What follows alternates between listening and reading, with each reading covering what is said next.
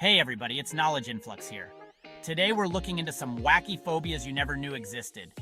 Buckle up because things are about to get weird, in the best way possible, of course. First up, we've got hippopotomonstrosesquipedaliophobia. I hope I said this right. Let me try this again. Hippopotomonstrosesquipedaliophobia. It's a mouthful, right? Well, ironically, it's the fear of long words. Yes, you heard that correctly. The name itself is a cruel joke on those who suffer from it. Can you imagine having this phobia? Just seeing a long word sends shivers down your spine.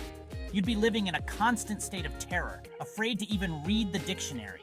Every page would be a potential minefield. Every word would be like a tongue twister waiting to trip you up.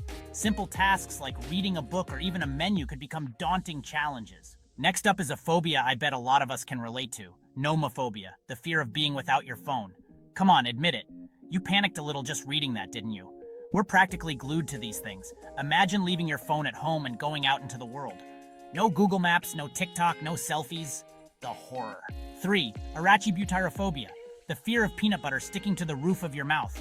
Now, I love a good PB&J as much as the next guy, but imagine living in constant fear of that sticky situation. That's like every kid's worst nightmare, right? I bet people with this phobia steer clear of peanut butter altogether. Who am I to judge? Next, we have Xanthophobia, the fear of the color yellow. Yes, you heard that right. Now, I'm all for a good rainbow, but imagine being afraid of yellow. Sunflowers? Forget about it. Bananas? No way. And don't even get me started on taxis. They're everywhere. Living in a sunny place would be a nightmare, constantly avoiding the sun. Actually, come to think of it, I haven't seen too many people rocking all yellow outfits lately. Maybe this phobia is more common than we think. Who knows? Omphalophobia, the fear of belly buttons. Those little things we all have are terrifying, apparently. I can't even imagine trying to explain this one to someone. Yes, so I'm just gonna need you to keep your shirt on. It's not you, it's my omphalophobia. Beach trips would be a nightmare. Actually, maybe they just wear a lot of one-pieces or those high-waisted swimsuits that are all the rage these days. Hey, whatever floats your boat or keeps your belly button covered, I guess. Imagine trying to explain to your friends why you can't join them for a swim. Sorry guys, it's not the water, it's the belly buttons. And let's not even talk about shopping for swimsuits. Finding the perfect one that covers just right, a real challenge. But hey, everyone has their quirks, right? Ablutophobia, the fear of bathing or washing. You know those folks who walk around with that you just mowed the lawn after a 5-mile run kind of smell? Yeah, they might be struggling with a touch of ablutophobia. Imagine being terrified of soap and water. It's like, dude, just take a quick rinse for the love of all that is good and holy. Seriously though, ablutophobia is a real thing, and while it might seem funny at first, it can be a tough phobia to deal with. Next up, we have Alektorophobia, and this one's for all you chicken-fearing folks. That's right, Alektorophobia is the fear of chickens. Imagine being too scared to even walk past the poultry aisle at the grocery store. Picture this, someone's walking down the street minding their own business when suddenly, bam, they come face to face with a chicken. But hey, more chicken for the rest of us, right? Now, this next one is for the people who tremble at the sight of a book.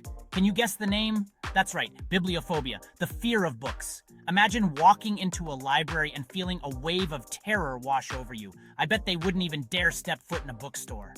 And forget about going to a book signing. That would be their worst nightmare. Sorry, I couldn't finish my homework. I have a serious case of bibliophobia. Yeah, good luck with that. Alright, this one might hit a little too close to home for some of you. It's called Ephebiphobia, and it's the fear of teenagers. You know, those creatures with their loud music, questionable fashion choices, and constant need to rebel against authority. I bet these folks avoid malls, movie theaters, and basically any public place where teenagers tend to congregate. But to be honest, teenagers can be a handful. Genuphobia, the fear of knees. That's a knee slapper. Genuphobia is the fear of knees. Yes, you heard that right, knees. Those things in the middle of your legs that allow you to bend and walk and jump? Yeah, some people are scared to death of them. Imagine being afraid of your own knees. I bet they have to wear pants all the time, even in the middle of summer. Anthophobia, the fear of flowers? Someone's allergic to springtime.